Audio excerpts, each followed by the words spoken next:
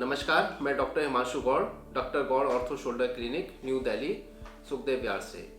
तो आज मैं आपको घुटने की गठिया बाह या जिसे ऑस्टियोआर्थराइटिस बोलते हैं उसकी डायग्नोसिस कैसे बनाते हैं, यानी कि हम कैसे पता लगाते हैं कि हमको घुटने की गठिया बाह है। तो ये क्लिनिकल डायग्नोसिस बोलते हैं इसको, कैसे पता लगाते हैं। तो इसके लिए हम सबसे पहले एक एक्सरे कराते हैं। तो जब घुटने का हम एक्सरे कराते हैं तो दोनों घुटने के बीच में जो डिस्टेंस होना चाहिए वो उसे जॉइंट स्पेस बोलते हैं। तो जॉइंट स्पेस जो है हमारा, जो नॉर्मल जॉइंट स्पेस है वो मौजूद होना चाहिए। अगर वो जॉइंट स्पेस नॉर्मल से कम हो रहा है, यानी कि हड्डियाँ आपस में टकराने वाली हैं या टकरा चुकी हैं, तो इसका मतलब क्या है, कार्टिलेज हमारा ख़त्म हो चुका है। तो एक्सरे हमेशा हम घुटने का एक्सरे जो कराते हैं ऑस्टियोआर्थराइटिस के मरीजों का, वो हमेशा हम स्टैंडिंग वेट बेयरिंग पोजीशन में कराते हैं, खड़े होकर कराते हैं। ठीक है, लेट के हम नहीं कराते हैं। क्यों नहीं कराते हैं? क्योंकि लेटने से कई बार जॉइंट स्पेस हमें ज़्यादा दिख सकता है, तो इसलिए हम खड़े होकर कराते हैं ताकि वेट के साथ एक्सरे हो तो जॉइंट स्पेस का जो एक्चुअल जॉइंट स्पेस है वो हमें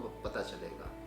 दूसरा चीज़ है, एक्सरे के अलावा एमआरआई की भी कई बार ज़रूरत पड़ जाती है। अगर पेशेंट की ऐसी हिस्ट्री है जिसमें पेशेंट कहते हैं कि हमारा सर पैर नी जो है हमारा ट्विस्ट कर गया था, यानी कि घुटना मुड़ गया था, या खेल कूद के दौरान चोट लग गई थी, या एक्सीडेंट हो गया था, तो ऐसे केसेस में हमें घुटने का एमआरआई कराना पड़ता है।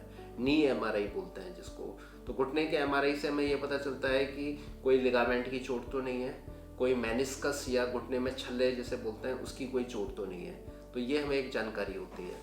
और उसके अलावा कुछ ब्लड टेस्ट भी होते हैं। तो ब्लड टेस्ट में हम जो 4-5 टेस्ट हैं वो हम कराते हैं। सबसे पहले तो यूरिक एसिड करा के देखते हैं। तो कई बार यूरिक एसिड बढ़ा हुआ आता है तो वो पता चल जाता है हमको यूरिक एसिड की वजह से जॉइंट स्पेस कम हो रहा है। दूसरा चीज़ होता है कि आर फैक्टर कई बार पॉजिटिव आता है तो वो पता चल जाता है। एंटी-सीसीपी करके ब्लड टेस्ट होता है, तो ये भी गठिया की टेस्ट है, एंटी-सीसीपी। कई बार आर फैक्टर नेगेटिव आ सकता है तो हम एंटी-सीसीपी कराते हैं, तो कई बार ये पॉजिटिव आता है। अगर ये पॉजिटिव आ रहा है इसका मतलब क्या है, घुटने की गठिया बाह है हमको, है ना। और एक और होता है जिसे बोलते हैं विटामिन डी का टेस्ट। तो विटामिन डी के टेस्ट से हमें ये पता चलता है हड्डियाँ हमारी कमज़ोर तो नहीं आ रही है। और जो ओल्ड एज के लोग होते हैं उसमें हम डेक्सा स्कैन कराते हैं। तो डेक्सा स्कैन से हमें ऑस्टियोपोरोसिस के बारे में पता चलता है, यानी कि हड्डियाँ खोखली तो नहीं हो रही हैं।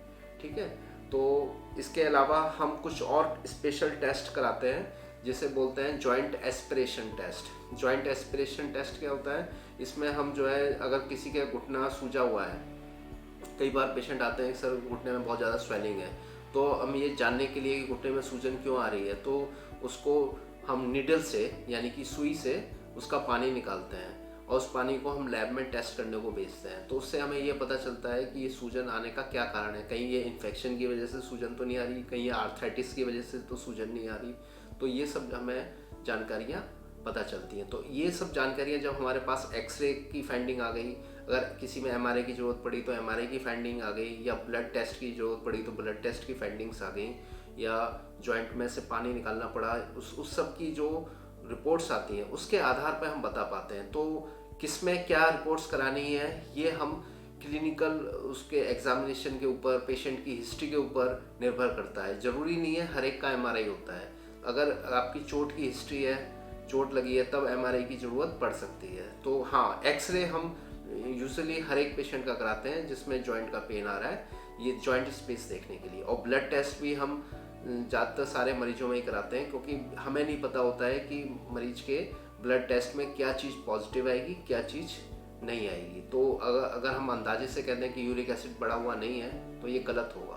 तो वो बिना रिपोर्ट के आधार पे हम नहीं बता सकते हैं। तो ब्लड रिपोर्ट्स तो हम यूजुअली हर पेशेंट में कराते हैं। एक्सरे भी हम सारे पेशेंट्स में ही कराते हैं, स्टैंडिंग वेट बेयरिंग पोजीशन में कराते हैं। और एमआरआई केवल हम उन्हीं पेशेंट्स में कराते हैं जिसमें कि घुटने में चोट की हिस्ट्री होती है, जिसमें कहते हैं कि एक्सीडेंट हुआ था, घुटना मुड़ गया था, या कोई स्पोर्ट्स इंजरी हुई थी, तो उसकी वजह से फिर ये देखना पड़ता है कोई लिगामेंट की चोट तो नहीं है, कोई छल्ला तो नहीं टूटा हुआ, जिसे मेनिस्कस इंजरी बोलते हैं।